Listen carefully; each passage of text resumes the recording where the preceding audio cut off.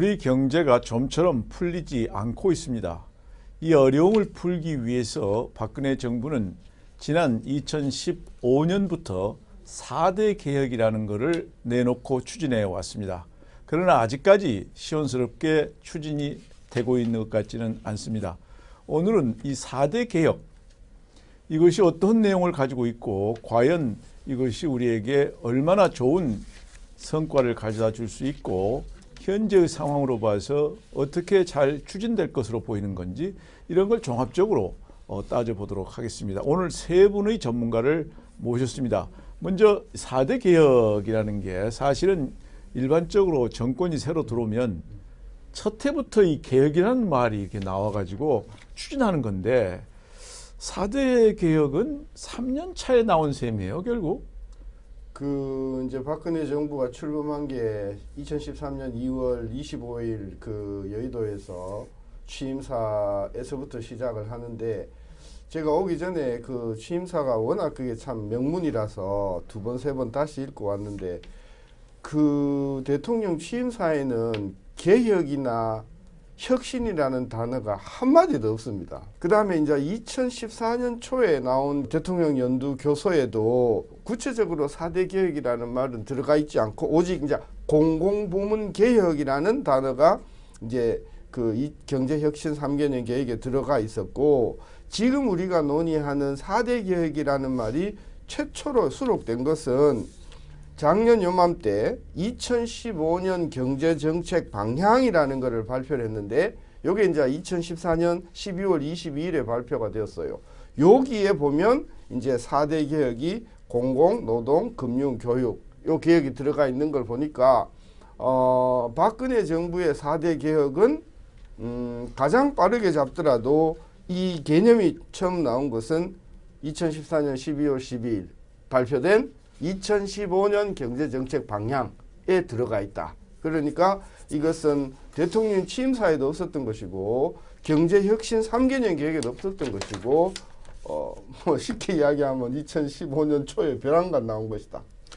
이게 우리가 일반적으로 보면은 이것 자체는 굉장히 중요한 거고, 우리가 과거 다른 정부에도 이런 얘기를 많이 했었잖아요. 했죠. 그런데 정부 시작하고 나서 2년이 이미 지나고 3년 차에 이런 게 나온 게 우선 좀 잘 쉽게 이해는 안 되는데, 이런 게 다 정치적인 또 이유가 있지 않겠어요? 있죠. 네. 왜냐하면 이제 5년 단임제를 채택하고 있는 대한민국 입장에서 보면 역대 정부를 비교를 해보면요, 집권 1년 차 때 개혁과 혁신이라는 것이 상당하게 자리 잡고 있습니다. 왜 그렇다면은 박근혜 정부는 이 개혁이라는 게 늦게 나왔을까라는 부분 가지고 우리가 추론을 해보면 두 가지 이유 때문에 그렇다고 봅니다. 하나는 뭐냐면 실은 박근혜 정부는 출범 전에는 경제민주화를 가지고 상당히 많은 국민들로부터 지지를 호소했었는데, 딱 정권을 잡고 나서는 그 기조가 창조경제로 바뀝니다.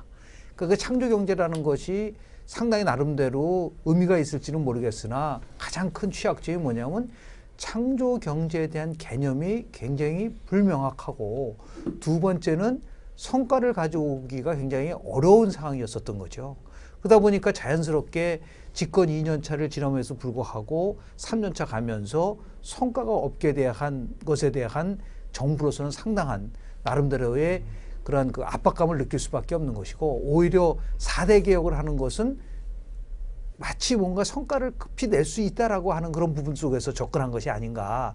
두 번째는 이 정부는 아시다시피 집권당이면서도 역대 정부와 다른 것들이 뭐냐면 이제 집권당이 실은 비주류가 지도체제를 만들어 가면서 실은 대통령과의 관계가 이렇게 썩 원만하지 못했었던 거죠. 그러니까 다시 얘기해서 정치 영역을 넘어서서 대통령의 국정 운영을 장악할 수 있는 가장 좋은 확실한 방법은 역시 개혁이라고 하는 데 대한 결론을 내린 것 같습니다. 다시 얘기해서 정치권에서 막 나름대로 여야가 갈등을 일으키는 거는 국회 정치권으로 넘겨버리고, 정부는 오로지 국민만 바라보면서 개혁으로 가는 그러한 모습을 보여줌으로써 차별화를 하고 싶어 하는 그러한 욕구들도 분명히 작용되지 않았는가. 그런 의미에서 다른 역대 정부와 달리 2년 훨씬 지나고 나서 개혁을 주도했었던 원인이 아닌가라는 걸 저는 추론해 봅니다. 그런데 이제 결국은 취임사 이후 소위 말하는 국정의 우선순위라 그럴까요? 국정의 기조라 그럴까? 이런 게 자꾸 바뀐 셈이 되는데요. 네. 그 신 교수 그거 어떻게 생각하세요?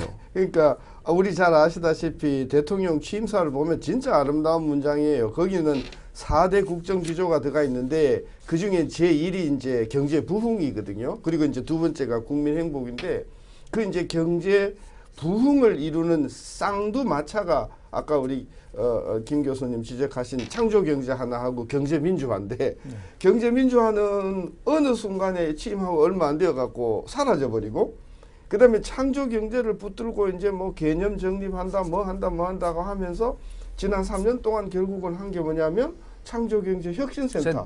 그 혁신센터도 사실은 기존에 있던 어떤 그런 단체와 매우 기능이 뭐 별로 다를 것이 없는 이렇게 되다 보니까 경제 부흥이라고 하는 핵심 이 정부의 축이 이게 그냥 유야무야가 되니까 이제 그 다음에 대타로서 혁신 3개년 계획이 나왔다가 경제 활성화 그랬다가 경제 제도약이라고 했다가 이 개념이 계속해서 앞에 경제만 들어가고 부흥, 활성화, 뭐 제도약 개념이 이제는 개혁으로 와버렸다는 것이죠. 그래서 이 정부가 들어와서 사실은 준비가 굉장히 많이 된 걸로 우리가 알고 있었는데 적어도 경제 분야에 있어서는 지난 3년 동안의 행적을 보면 굉장히 그 행적의 어떤 그런 지난 나침반과 같은 그런 어떤 것이 없었다는 느낌을 많이 받게. 그 우리가 이 통상적으로 우리가 얘기하는 경제 정책이라는 것하고 지금 우리가 얘기하는 그 뭐 구조 개혁이든 뭐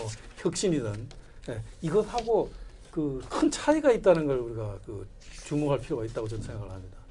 그러니까 통상적인 우리가 그런 그 성장이든 뭐든 이 경제 운용 정책은 기본적인 틀을 바꿀 필요가 없는 거죠. 그런데 이 구조 개혁은 크게 보면 내용이 두 가지입니다. 하나는 국민들한테 이대로는 갈 수 없습니다. 그러니까 지금보다 훨씬 더 많이 부담하고 적게 받으세요. 또는 지금 국민들이 가지고 계시는 기득권을 좀 내놔 주세요. 양보해 주세요. 이게 구조개혁의 특징입니다. 구조개혁의 목표로 하는 바는 전부 다 국민이 가지고 있는 기득권을 재조정하는 그 작업입니다. 그렇기 때문에 정치가 문제가 되는 겁니다. 그걸 동의를 받기 위해서 이건 다른 정책과 다르게 정치적인 서포트가 굉장히 중요한 거죠. 그래서 왜 다른 정부는 그럼 앞에 왜 집권하자마자 그걸 구조개혁을 시작했겠냐. 뭐 잘 됐든 못 됐든 간에. 이유가 있는 거죠. 그리고 이걸 하자면 국민들 그렇게 하자면 힘이 있어야 된다는 거죠. 국민을 설득하는 힘, 추진하는 힘. 힘이 있어야 된다는 거거든요. 그러니까 초년도에 가장 힘이 있기 때문에 구조개혁, 제도 개선 이런 혁신적인 어떤 정책을 내놓고 하는 건데 이 박근혜 정부의 경우에는 초년도, 둘째 년도 이때까지는 이런 4대 개혁에 관한 얘기가 거의 없었고 셋째 년도에 돌아갔고 얘기를 시작해서 구체적으로 추진한 것은 셋째 년도 8월이란 말이에요.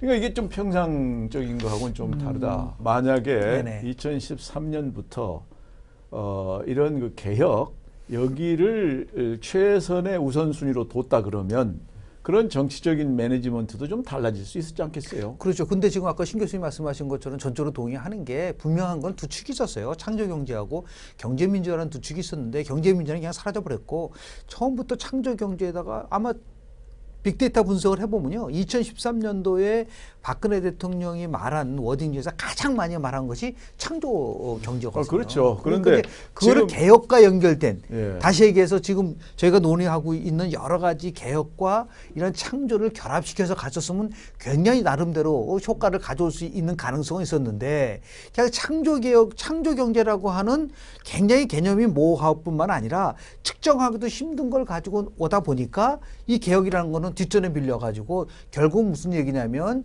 어떠한 정부든 간에 핵심적으로 추진하는 어젠다에 있어서의 immediate priority, 그러니까 최상 항목에 있어서 분명한 것은 개혁은 밀려 있었다. 그러니까 결국 뭐냐면 창조경제라고 하는 그 모호한 개념 속에서 너무 많이 올인하다 보니까 나오는 하나의 현상이라고 볼 수 있고 거기에 이제 정치적 상황이 맞물리는 이제 거죠. 창조경제도 제대로 하려면 바로 이 4대 개혁이 필요합니다.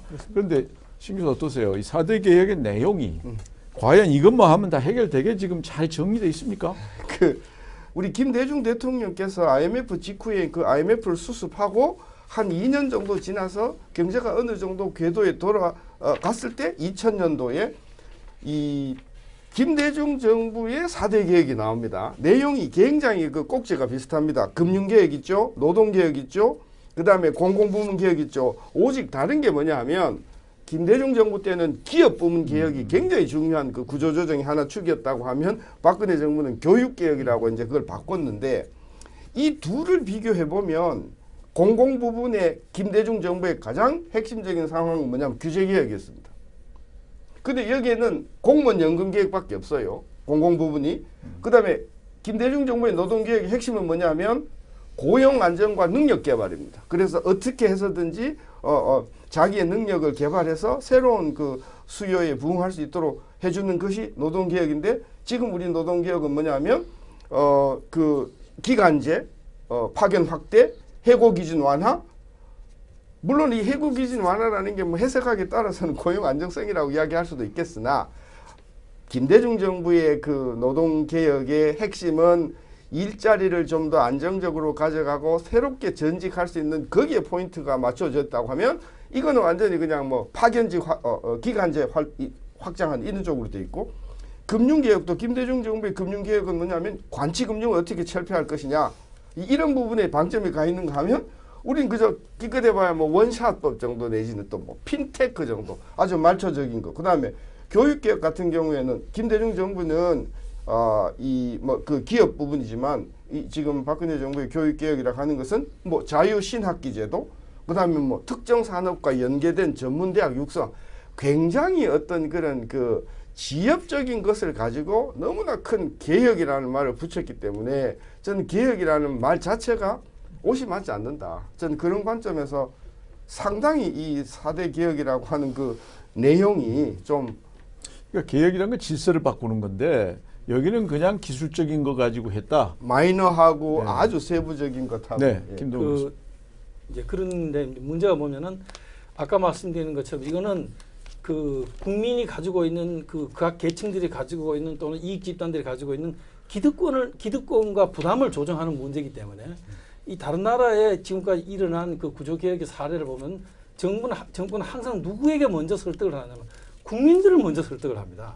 이해 당사자를 상대로 하는 게 아니고, 지금 신 교수님이 말씀하는 얘기의 키가 뭐냐면 바로 이해 당사자들이 걸려있는 그 현안을 가지고 얘기를 했다는 거거든요. 그게 크게 잘못된 겁니다. 그러니까 큰 틀에서 국민들한테 왜 기득권을 내놔야 되는지를 설득을 하고, 그것으로부터 정치적 힘을 얻어서 이해 당사자들로 하여금 기득권을 내놓도록 압박에 들어가는 겁니다.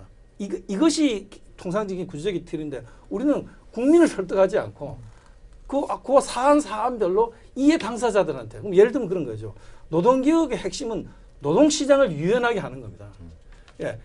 임금 피크제라고 하는 것은, 그거는 노동개혁 부분 중에서 아주, 다시 말하자면 이거는 그 정년 연장이라는 문제에 관련된 아주 뭐 적다고는 할 수 없습니다. 어쨌든 노동시장의 신축성을 확보한다는 문제에 비해서는 이건 상대적으로 적은 문제입니다. 그런데 그 이해 당사자를 놓고 얘기하니까 산은 보이지 않고 나무를 가지고 지금 다투는 거거든요. 지금 어느 문제든지 그러니까 똑같은 이 내용 그런 문제를 가지고 자체가 있습니다. 개혁이라고 보기는 어려운 지엽적인 내용이 치중되어 있는 면이 있고, 동시에 그렇게 하다 보니까 이걸 추진하는 것 자체도 큰 어려움에 부딪힐 수밖에 없는 그런 내용이 됐다. 지금 그런 이제 두 분 말씀인 것 같은데요. 그게 이제 지금 저는 김 교수님 말씀에 아주 동의하는데요. 레이건 대통령 같은 경우를 미국에서는 그래도 성공한 대통령이라는 평가를 많이 합니다. 그 중에 중요하게 지적하는 부분이 뭐냐면, 레이건 대통령은 대통령의 역할에 대한 방향을 바꿨다는 평가를 받고 있거든요. 보통 우리 대통령 하면은 그 나라의 최고 CEO라고 해서 Chief Executive Office다. 대한민국의 CEO는 지금 박근혜 대통령 아닙니까?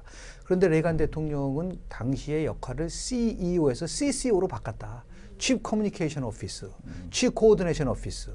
그 실제적으로 레이건 대통령에게 썼던 세 가지라는 게 이제 텍스 컷, 세금을 낮추고, 노동의 유연성 문제, 그리고 스트롱 아메리카라고 해서 MD 체제를 구축해서 소련과의 대결에서 승리를 이끌어가는 거거든요. 그래서 끊임없이 국민들과 대화하고 설득을 한 겁니다. 저는 이런 중요한 문제, 4대 개혁 같은 문제, 이해 당사자가 충돌될 수밖에 없는 상황에 대해서 국민들 앞에 끊임없이 박 대통령께서 나오셔가지고 왜 이게 필요하고 설득하고 협조를 하고, 더 나가서 야당과도 만나야 되는데, 그런 부분이 없이 그냥 당이론적 시각에서, 그것도 보면은 지금 신 교수님 말씀하신 것처럼 아주 본질적이고 구조를 바꾸는 것이 아니라 몇 가지 현안 관련된 문제를 이게 임금 피크제 문제를 포함해서 더 나가서 핀테크 문제라든지 이런 것만 얘기를 하니까 국민들이 체감할 때 저 개혁하고 나랑 무슨 상관이 있을까? 이 개혁이 통해지면은 우리 국민들의 삶이라든지 더 나가서 국민들에게 어떻게 영향을 미칠 것이냐를 상대적으로 대통령이 나와서 직접 소통하고 더 나가 설득하는 이 과정이 거의 없어요. 그러다 보니까 항상 나오는 게 보면은 이해 당사자들끼리 나와서 싸우고 어떤 때는 뭐 장애 집회가 나오고 촛불 집회가 나오고 민중 집회가 나오면서 대립하고 갈등하는 모습만 보이니까 정부가 4대 개혁을 추진하는 것에 대해서 취지는 공감할지는 모르지만 체감도는 굉장히 떨어질 수밖에 없는 그러한 나름대로 그러니까 실수를 이게 저지른 결국 거죠. 전체적으로 네네. 개혁이라고 부르기에는 좀 아쉬운 좀 기술적인 걸 가지고 얘기를 하고 있고 그 기술적이라는 것이 국민들의 이해관계하고 직접 관계된 사항들이 너무 많기 때문에 이게 설득 과정이 상당히 필요한 건데 그런 직접 설득의 노력도 별로 없었다. 이제 이런 게 전체적으로 볼 수가 있겠는데요. 그러나 이거라도 안 하는 것보다는 이제 낫다. 이렇게 우리가 생각할 수 있고 일단 노동개혁의 경우에는 지난번에 노사정 그 합의가 있었죠. 그 합의가 지금 입법화가 아직 안 돼 있는 상태인데 그 신 교수 좀 어떻습니까?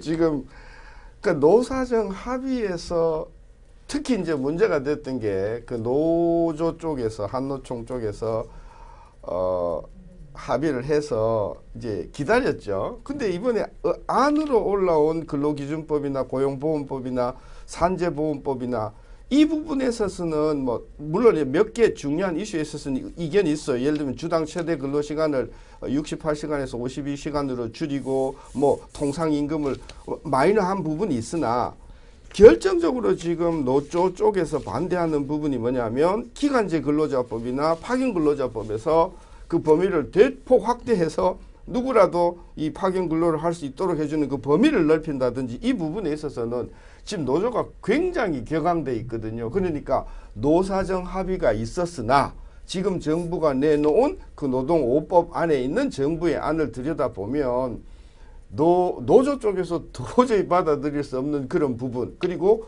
야당 쪽에서도 받아들일 수 없는 부분이 들어와 있으니 이 부분은 노사정 합의하고 전혀 별개로 정부가 입법을 추진했다. 이것이 지금 이 노동개혁 5대 입법의 가장 큰 현안이라고 할 수 있습니다. 걸려 있는데 지금 최경환 부총리 이런 발언을 했어요. 노동시장 구조개혁법안을 통과시키지 않으면 앞으로 청년 실업 문제는 정치권이 책임져야 된다 이렇게 얘기를 했는데 결국은 이 법만 통과하면 청년 실업은 크게 해결된다 이런 얘기 아니겠어요? 그 대통령께서 이렇게 언급하셨대요. 이 노동 5법이 통과가 되면 한 37만 개 일자리가 새로 만들어진다. 그래서 어느 신문사에서 이게 진짜인가 아닌가를 이제 한번 검증을 해봤대요. 그랬더니 그 계산 근거가 이래요. 37만 개 일자리가 뭐냐면 임금 피크제를 해서 급여 덜 나가는 부분을 가지고 100% 다 신규 고용을 청년을 일자리로 만들면 거기서 13만 개가 나오고 그 다음에 근로시간을 단축을 하고 아까 말씀드린 52시간으로 모자라는 시간을 전부 신규 젊은이로 충원하면 15만 개가 나오고 그 다음에 임금 인상을 자제를 해서 그 나오는 돈으로 또 청소년을 하면은 거기서 9만 개가 나온다. 그러니까 이렇게 하면 잡아면 37만 개인데 그게 그 가정 자체가 굉장히 좀 이게 그 대표적으로 이제 그 노동 문제가 이제 그 극단적으로 이야기가 달리지 않습니까? 정부는 이것이 그 고령 청년은 그 고용 안정을 보장하고 청년들한테는 새로운 일자리를 만들어주는 노동 개혁이다. 이렇게 얘기를 하고 또 이 진보 쪽에서는 이거는 나이 든 사람들한테는 일자리를 불안하게 하고 이 청년들한테는 아무 이익이 없는 노동 계약이다. 그래서 이게 길가 가시다 보면 전혀 두 개가 전혀 다른 프랭카드가 내거리에 걸려 있는 걸 봅니다. 이게 과연 노동 개혁인가 노동 계약인가? 예, 따져보면 긍정적인 개혁적인 측면도 있고 부정적인 계약적인 측면도 있습니다. 아까 우리가 했던 얘기처럼 문제는 뭐냐면요. 이 구조개혁이라고 하는 것은 이거를 나무 가지를 가지고 하나하나를 가지고 따지기 시작하면은 이 수렁을 벗어날 수가 없습니다. 왜 국민을 설득해야 되느냐? 예, 기본적으로 이대로는 갈 수가 없다고 하는 즉 개혁의 대의. 예. 내가 손해를 더 볼 수도 있고 또 이런 그 이해관계 있지만 이렇게 해서 우리 경제를 구하자. 그래서 우리가 다음 세대가 안심하고 일할 수 있는 나라를 만들자. 그런 큰 대의를 국민들한테 설득을 해야 지금처럼 이렇게 아까 잔가제를 가지고 김영준 다투는 문제를 교수도 이제 빠지고 나올 수 같은 있거든요. 말씀을 하셨는데 네. 결국은 뭐 두 분 말씀하시는 거를 바탕으로 해서 이 정부가 생각하는 노동개혁 법안 네. 이게 어떤 내용으로 앞으로 흘러갈 것 같습니까? 지금 국회 내에서 쟁점 법안 문제를 가지고 아마 계속해서 반복적으로 지금 갈등하는 이유는 노동 5개 개혁법 중에서 기간제법과 파견법에 관련된 문제에 대해서 지금 절대로 받아들일 수 없다고 지금 야당이 얘기하고 있지 않습니까? 그럼 이게 순차적으로 본다면은 이걸 꼭 일괄 타결을 해야 되느냐라는 문제에 대해서 다시 해서 노동 5법 중에서 3법을 일단 어떤 경우라도 빨리 통과시키고 그리고 나서 나름대로 이걸 추진해 나가는 그러한 좀 그 조정의 과정이 필요하지 않느냐라는 얘기가 있고요. 그러니까 노동개혁에 네. 관련 법안 그렇습니다. 이건 그 부분에 대해서 좀 타협을 해서 네네. 뭐 통과시킬 수도 있고 그 타협된 내용으로 앞으로 집행될 수도 있다 이렇게 이제 근데 이제 조금 말씀을 좀 드리고 싶은 개혁에는 4가지 원칙이 있어요. 첫 번째 원칙이라는 게 이제 집중의 원칙. 저는 이걸 4개를 한꺼번에 다 해가지고서 어떠한 효과를 가져온다라고 하기에는 좀 벅찰 거라고 볼 수밖에 없는 거고요. 두 번째는 지속성의 원칙이지 않습니까? 한번 개혁하고 나서 마치 이 4세 개혁 입법이 끝나고 나면 모든 개혁은 다 끝난 것처럼 보는 그 착각에서 벗어나야 되는 것이고 더 나아가서 지금 설득의 원칙은 얘기를 하셨고요. 김 교수님이 워낙 계속 강조하시고 마지막이 이제 효과의 원칙이거든요. 개혁을 통해서 정말 그런 효과가 나오냐 이런 부분 조금 전에 신 교수님이 말씀하신 것처럼 정말 서비스 산업발전 기본법이 통과되면 69만 명의 신규 일자리가 창출될 수 있느냐 그런 문제를 가지고서 여야가 논의를 해야 되는데 이게 뭐 의료 민영화에 대한 출발이라든지 반대를 하게 되고 이러다 보니까 논쟁의 여야가 논쟁을 하는 그 범위라든지 초점이 완전히 달라요. 그러니까 반복 들어가는 것이죠. 이게 결국은 국가를 위해서 이런 법안이 필요하다. 이게 이제 이 여당 집권층의 입장인데 그것이 아까 얘기한 것처럼 그 내용 자체도 그 개혁이라고 보기에 조금 미약하고 또 너무 이렇게 대립 관계에 있는 것부터 손을 대다 보니까 이게 좀 더 어렵고 국민 전체를 설득하려는 노력도 좀 부족했고 이런 게 있는데요. 그래서 노동개혁은 좀 더 두고 보고 공공부문 개혁에 대해서는 정부 스스로는 뭐 잘 된 것 같다고 평가를 했어요. 그거에 대해서 어떻게 생각하십니까? 저는 이제 물론 우리가 관점에 따라서 공공부문의 가장 중요한 핵심 요소가 뭐냐 의견이 좀 다르겠지만 지난 한 20년 특히 IMF 위기 이후에 한국 공공부문이 가지고 있는 가장 중요한 고질적인 문제는 재정 건전성하고 그다음에 공공기관의 정상화.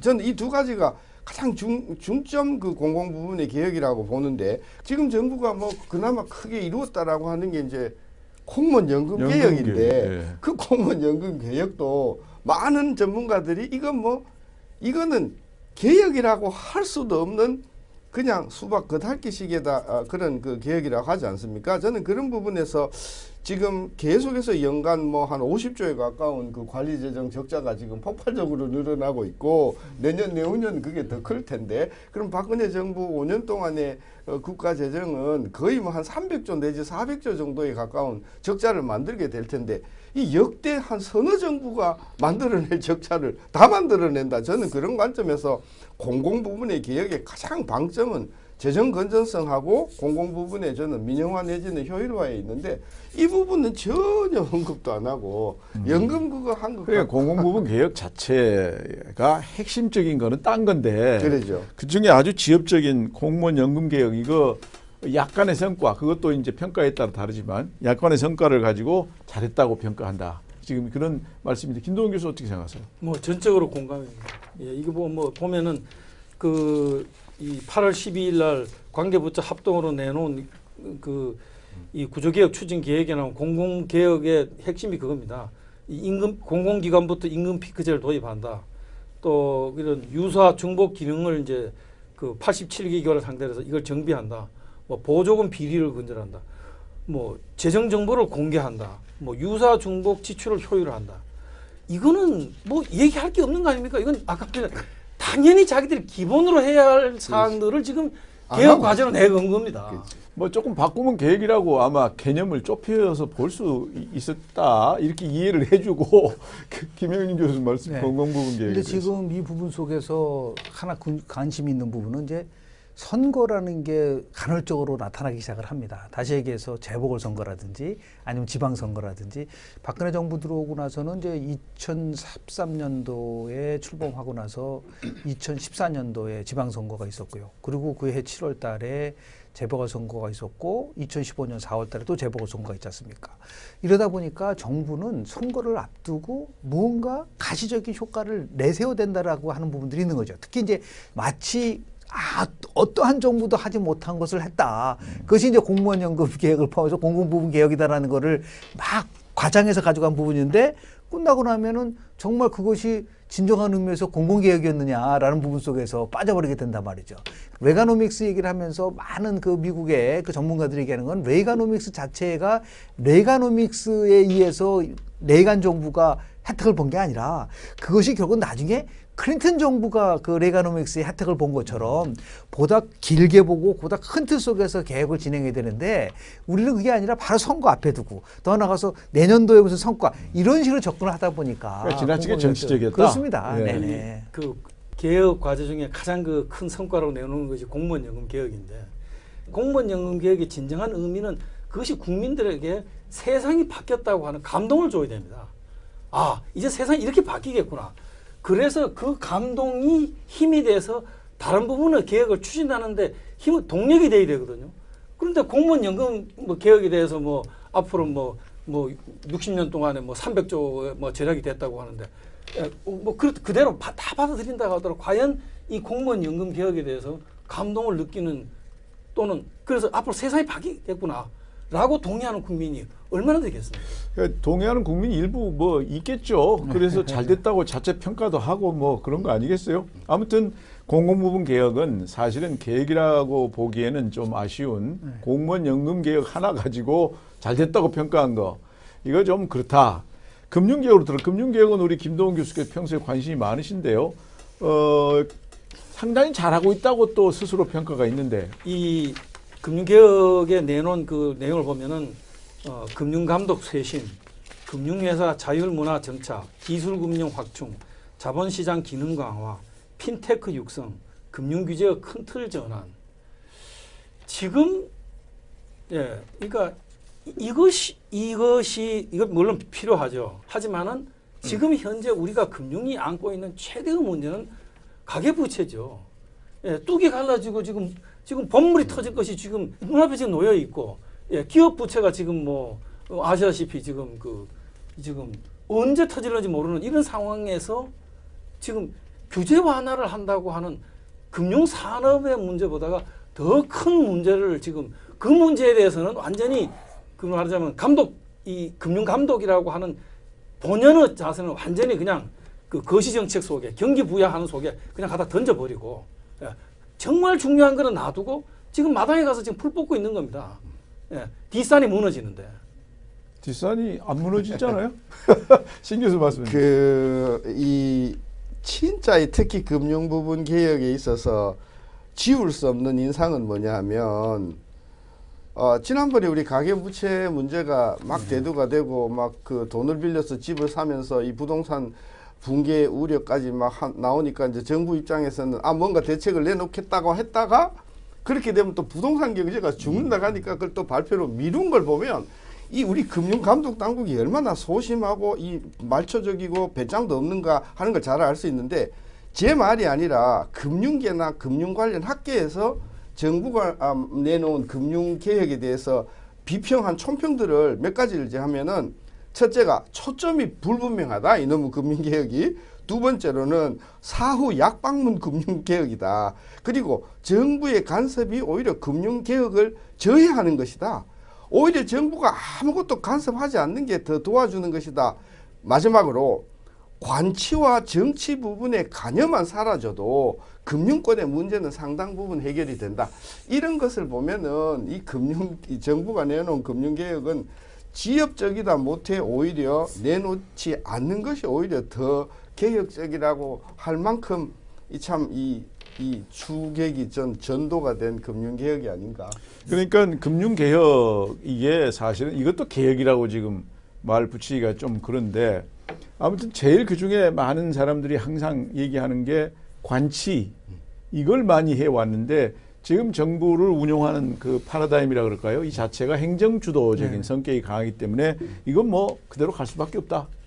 바꾸기가 참 어려울 거다. 그런 지금 이제 대표적으로 우리가 금융개혁에서 가장 중요한 게 뭐냐면 금융감독의 독립성 확보거든요. 그것이 가장 중요한 개혁의 핵심입니다. 지금 그런 비명시적 규제를 어떻게 하느냐 그게 중요한 게 아니고요. 예. 감독 당국의 정체성 또는 감독 당국이 아까는 그런 그 정치적 압력으로부터 금융산업을 어떻게 제대로 기능하도록 지켜내느냐 이것이 가장 중요한 거거든요. 그런 거는 하나도 없고 지금 금융감독권이 독립 안 돼 있어요? 독립 안 돼 있습니다. 법적으로 독립돼 있잖아요. 법적으로는 돼 있지만 우리나라처럼 예를 들면은 금융감독위원장이 헌법재판소처럼 그러니까 위원회에 의해서 금융감독 정책 결정되는 사람이 누가 있습니까? 전부 다 금융위원회 위원장을 장관처럼 생각하죠. 금융위원회 위원장은 보십시오. 그럼 법적으로 보면 장관이 아닙니다. 그건 위원회의 원어브댐이죠. 이게 대표적으로 우리는 잘못된 법을 만들어서 잘못되게 집행하고 있는 예입니다. 이걸 고치는 것이 진정한 의미의 가장 중요한 금융개혁의 과제지. 금융개혁도 참 이거 또 실망스럽고 교육개혁은 뭐 이거 참 교육개혁에 대해서 좀 얘기를 시작해 주시죠. 뭐 지금 제가 학교에 있고 또 여러분 다 학교에 계시니까 지금 학교는 뭐 난리죠. 정부가 이야기하고 있는 뭐 프라임 산업이다, 뭐 코어 산업이다 해가지고 뭐 몇백억을 줄 테니까 여기에 맞추기 위해서 좀 자를 거 자르고 정원 줄이고 과통폐합하고 이제 이런 부분의 내용을 이제 이 정부는 교육개혁이라고 보는 거예요. 이제 그것도 성공할지 안 할지는 좀 두고 봐야 될 텐데 저는 우리가 40년, 50년 동안 대한민국 정부가 안고 있는 가장 중요한 교육의 문제는 공교육을 어떻게 정상화할 것인가. 그다음에 사교육비를 어떻게 즐거운 마음으로 줄일 것인가. 이 부분에 대해서는 지금 정권이 3년이나 지나가는 동안에 별다른 뚜렷한 어떤 그런 대책을 내놓지 못하고 이제 뭐 신학기, 자유신학기 내지는 뭐 이런 저는 지역적인 문제를 뭐 그게 제가 중요하지 않다는 것이 아니라 본말 즉 무엇이 중요하고 무엇이 중요하지 않다 하는 그런 우선순위가 전혀 보이지 않아서 이 교육개혁도 여기에다가 과연 교육개혁이라고 하는 말을 붙일 수 있겠는가 이런 질문을 던질 수밖에 없죠. 그런데 어떻습니까? 이 네. 공교육 정상화 네. 이거는 이건 모든 국민들이 원하는 건데 이 4대 개혁 문제와 창조 경제에 대한 문제가 연관성이 적었다고 얘기하는데요. 저는 교육개혁을 얘기를 하면서 나는 최소한도 이 정부가 창의성과 창조성이 강조되면서 개혁을 이끌어가면서 자연스럽게 이렇게 공교육이 정상화되는 방법으로 갔으면 좋은 것 같은데 오히려 창조성이라는 것은 교육개혁에서 핵심적 사항으로 대두되는 것이 아니라 무조건 교육부가 내린 지침에 따라서 아주 잘 따르는 대학에는 예를 들어서 어느 정도 특혜를 주고 그렇지 못한 대학에 대해서는 가혹하게 처벌하겠다라는 그런 부분이 있기 때문에 서로가 모든 게 다 그 정책을 취행하는 목표가 서로 따로따로 노는 거예요. 그러다 보니까 실질적으로 교육개혁이란 말을 하고 다른 정부가 추진하는 개혁 문제하고가 핀트가 맞지도 않게 되는 거고 더 심한 경우에는 이 교육부가 이런 식으로 해서 계속해서 모든 것을 규제하면은 도대체 규제개혁 문제를 하면서 교육부가 대학에 대해서 규제하는 것에 대해서는 왜 얘기를 안 하는지에 대해서 이해가 안 된다라는 부분도 많거든요. 그러니까 이게 서로 모든 것이 결국은 하나의 굉장히 정교한 액션 플랜에서 움직여지는 것이 아니라 우왕좌왕이 되는 이게 것이죠. 교육 개혁도 결국은 핵심인 공교육 정상화, 사교육비 낮추고 이런 거는 별로 관심이 지금 없게 추진해 왔고 정부가 교육부가 갖고 있는 자기들 생각을 교육기관들에 강요하고 있는 지금 그런 방식으로 그러니까 재정 얼마 되지도 않았는 재정을 갖고 아주 교수 사회 내지는 이 단체를 이게 재미있는 통계가 뭐냐면 교수 10명 중에 9명 정도가 진짜 교육계획의 핵심은 교육부를 개혁하는 것이다. 이렇게 이야기를 하는 사람도 있고, 정부가 주장하는 대학구조 개혁법 이거를 철폐하는 것이 교육개혁이라고 주장하는 사람이 있을 정도로 이 그 교육개혁은 지금 보면은 아주 그 악재가 뭐냐면 두 개 큰 악재가 있죠. 이 역사 교과서 문제하고 누리과정 문제하고 최근에 가장 국민들을 실망시킨 국정은 국회 운영보다 더 실망시킨 거는 바로 저는 누리과정이라고 생각합니다. 바로 이런 일이 다시는 발생하지 않도록 정말로 국민들이 국가를 믿고 애들을 키울 수 있도록 해주는 그것이 바로 우리가 해야 될 개혁의 본질이지. 그러니까 지금까지 우리가 4대 개혁을 다 얘기했는데 그 개혁, 정부가 내놓은 그 개혁안, 그 안 자체를 보면 이거 개혁이라고 보기가 적절치 않고 아주 그 기술적인 밑으로 지엽적인 그런 것 중심으로 짜져 있고 그걸 국민들한테 설득하는 그런 방법도 서툴렀고 그래서 참 아쉽다. 여기 참고로 정부에서 국회에서 오랫동안 일을 한 그 이한구 의원 새누리당의 이분이 발언한 것이 지금 여기 우리의 얘기한 거하고 많이 비슷한 것 같아서 잠깐 소개를 하면은 이한구 의원이 지난해 9월 14일 날 2015년 9월 14일 날 이렇게 얘기했어요. 핵심 과제가 누락된 알맹이 없는 개혁. 이대로 놔둬서는 안 되겠다. 4대 개혁이라는 것은 경제 동맥 경화를 푸는 개심 수술인데 그동안 뭘 했는지 경증이 어디에 가 있는지 구별도 안 된다. 뭐 아주 그 현 정부의 새누리당 그 여당 국회의원인데 이 개혁 도대체 이게 참 말도 안 되는 거 하고 있다 이런 지금 표현을 했는데요. 그러나 우리들 입장에서는 어떻든 간에 뭐가 좀 잘 돼야 지금 경제 자체도 아주 어려운 상황에서 좋을 텐데 이거 내용도 그렇고 추진 방법도 그렇고 다 참 아쉬운 게 너무 많은데 이 앞으로 이게 어떻게 우리가 봐야 될까요? 4대 개혁에 대해서. 예. 저는 아직 이 정부가 지금 2년이 남았기 때문에 아직 안 늦었다고 생각합니다. 그렇게 다시 이 개혁을 과제를 바로 세우고 제대로 된 동력을 확보를 해야 되는데 그런 중요한 계기가 저는 내년 4월 총선이라고 생각합니다. 그러니까 저는 총선에 각 당들이 이 정말 우리 경제가 이대로 갈 수 없다면은 이걸 어떻게 개혁할 것인가에 대해서 이걸 총선에 국민들한테 내걸라는 거죠. 총선을 공약으로 내걸어서 국민들로부터 지지를 받아서 지금처럼 이렇게 무슨 선진화법 때문에 아무것도 되는 게 없는 국회를 이대로 끌어갈 건지 예를 들면 그런 정책의 정치 프로세스 문제를 포함해서 이런 구조개혁의 동력을 총선을 통해서 국민의 선택을 통해서 그거 이제 바람직한 건데 김영준 교수 어떻게 생각하세요? 그게 가능해요? 아니 저는 이제 가장 중요한 거는요. 개혁을 끌고 가는 분이 국정운영 최고 책임자 아니에요? 저는 대통령이 갖고 있는 개혁에 대한 잘못된 몇 가지 인식을 고치지 않으면 백약이 무효라고 생각합니다. 첫 번째는요. 대통령은 개혁의 주체고 나머지는 다 개혁의 대상이라는 잘못된 생각. 그러니까 정부도 개혁의 대상이 될 수 있어야 된다는 거죠. 대통령, 청와대, 핵심 기관이 개혁의 대상이 될 수 있다는 그런 과감성을 보여주지 않으면 실패한다. 두 번째는 뭐냐면 대통령이 나서면 개혁이 될 수 있다라고 하는 잘못된 생각. 이 개혁이라는 게 어떻게 대통령 혼자서 하는 게 아니지 않습니까? 결국은 국민들, 국회 더 같이 함께 모두가 같이 가져야 되는데 그러다 보니까 자연스럽게 설득 과정도 필요하고 협조 과정도 필요하는데 마치 대통령이 개혁의 깃발을 내세우면 될 수 있다. 그것이 용두사미식 개혁으로 가는 가장 잘못된 이런 인식이고요. 세 번째는 뭐냐면 개혁을 하면 바로 성과가 나온다. 그러한 잘못된 인식을 하면 안 된다는 거죠. 개혁이라는 거는 지금 안 해도 10년 후 20년에 나올 수 있는 다시 얘기해서 유럽의 병자라고 했었던 독일이 저렇게 지금 아주 강한 거가 될 수 있는 슈레더 개혁이라는 것이 막말로 자신들이 정권을 내놓을 수 있다라는 그런 확신 속에서 국가를 우선하니까 된 거 아니겠습니까? 지금은 그런 것들이 안 보이는 거예요. 오로지 이 개혁을 하면은 집권당한테 유리하고 정부한테 유리하지 않나. 그러한 식의 각도에서 개혁을 받아보니까 이건 결국은 큰 틀에서 개혁을 못하게 된다.